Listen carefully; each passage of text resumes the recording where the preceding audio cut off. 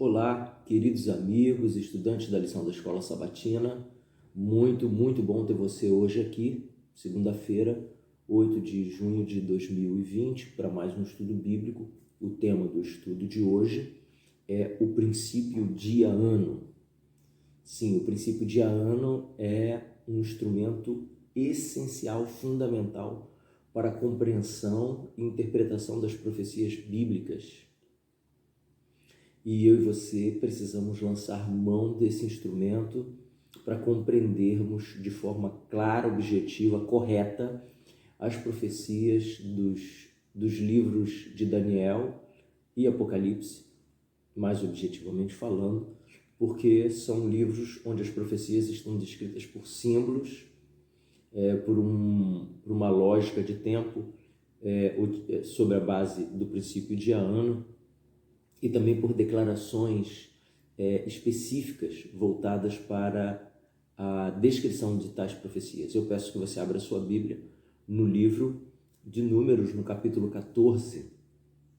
A Bíblia deixa bem claro o sistema dia-ano em dois textos, em Números 14 e no livro de Ezequiel, no capítulo 4. Nós vamos ler aqui um trecho que vai do verso 28 até o verso 35, tá ok? Para a gente entender um pouco melhor o contexto em que foi dado essa ordenança divina ao povo de Israel já no deserto, tá certo?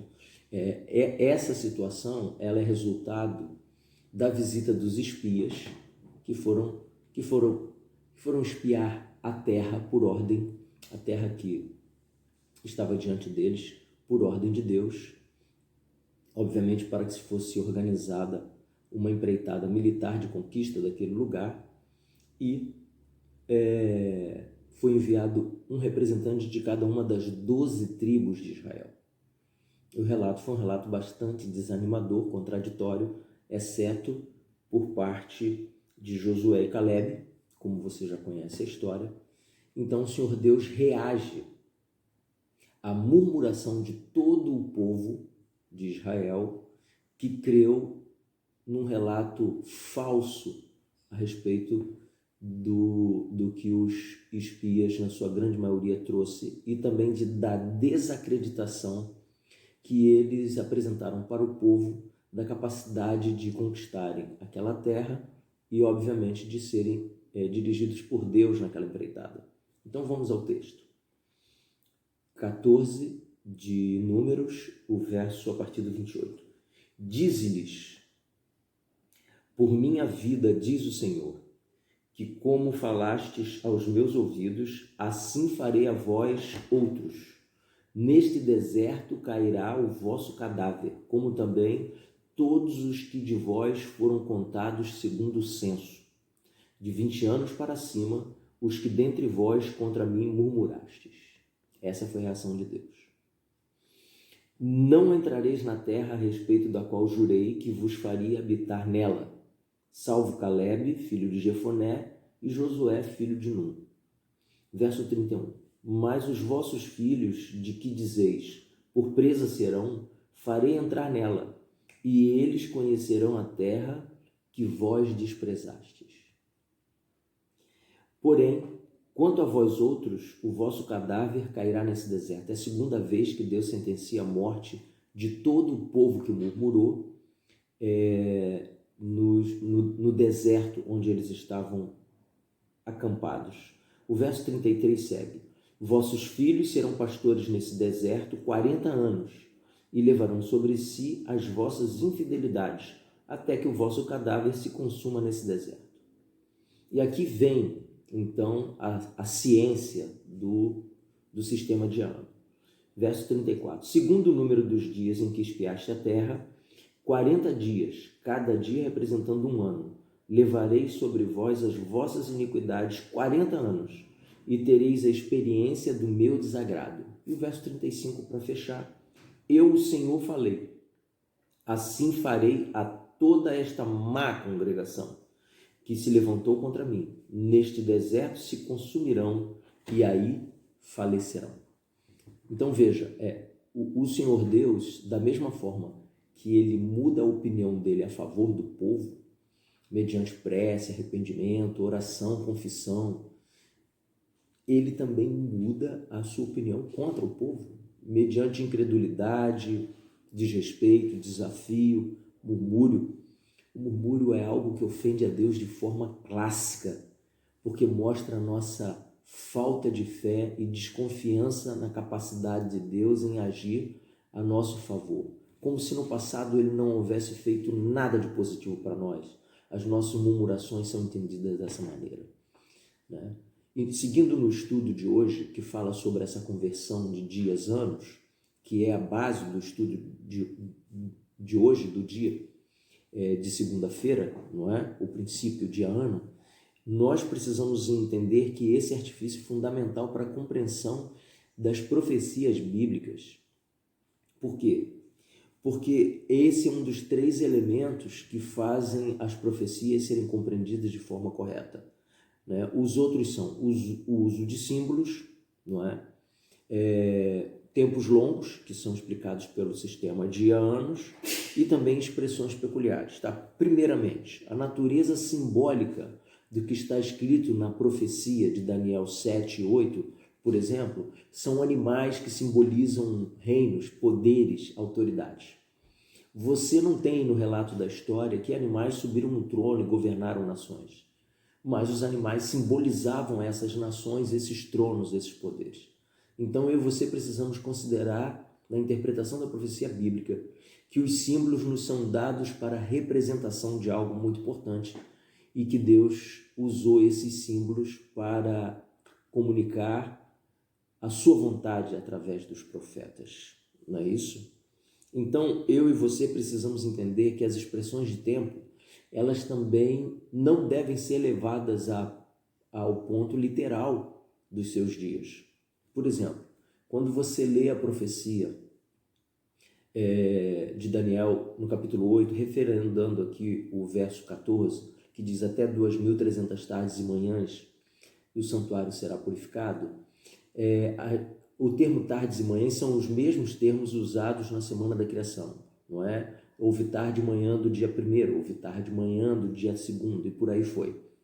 Por que a Bíblia usa esse tipo de situação?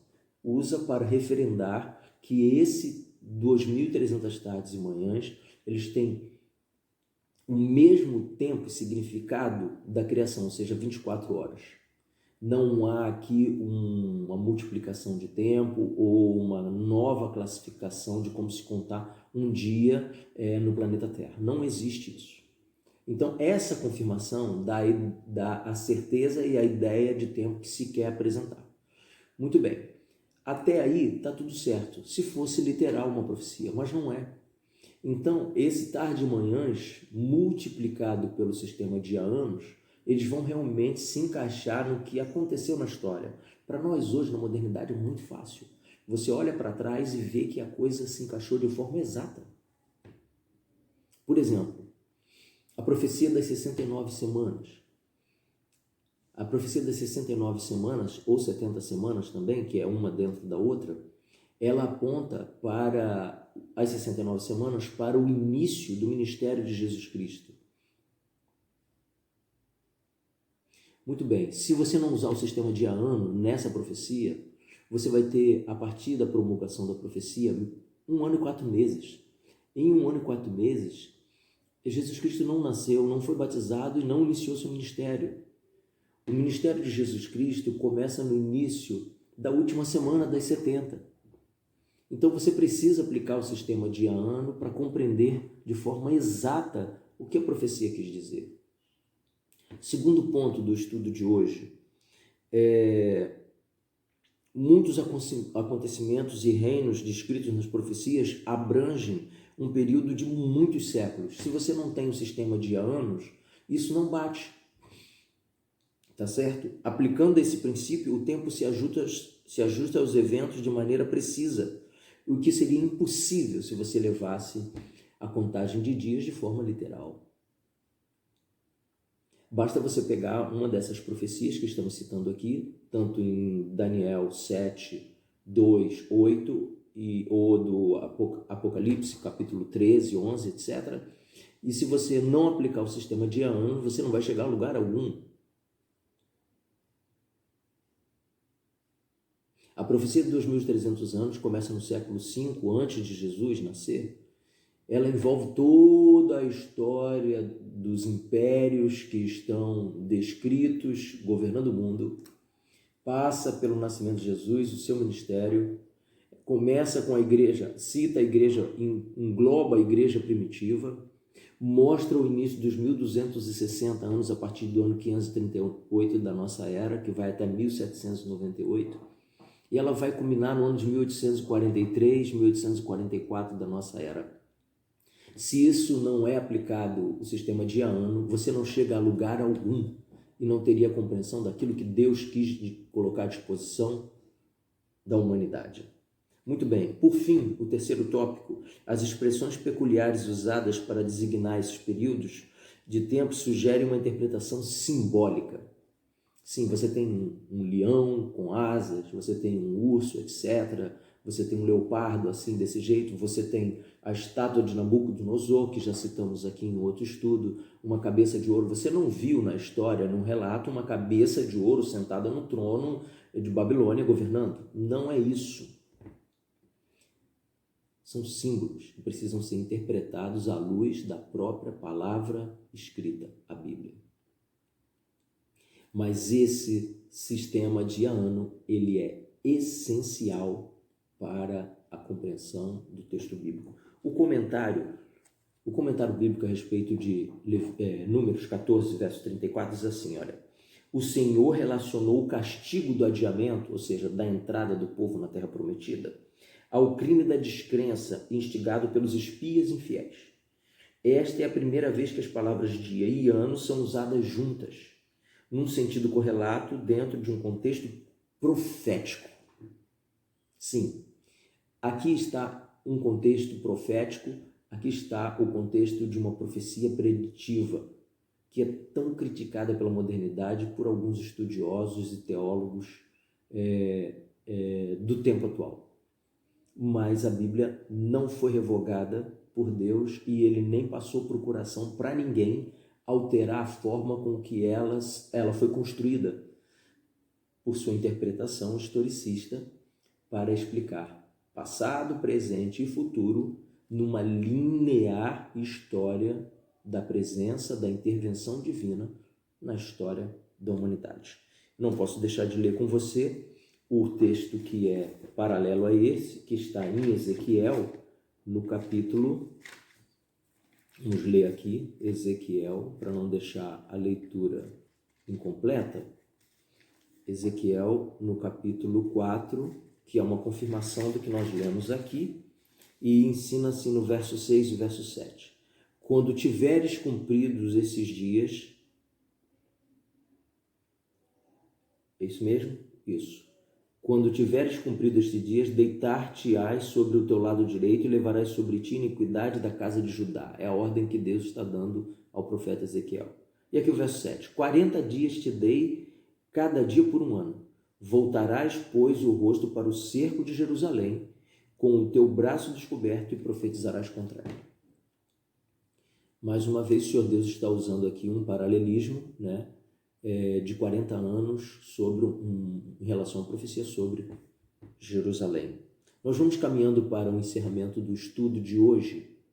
Eu gostaria de lembrar você o seguinte: a Bíblia, ela tem autoridade por si só em explicar os seus textos.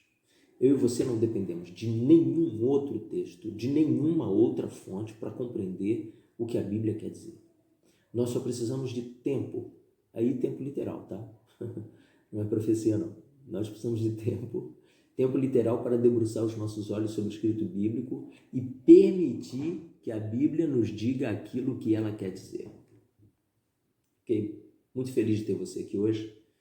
Espero encontrar você amanhã para um novo estudo. Deus te abençoe. Fica na paz de Jesus. Amém.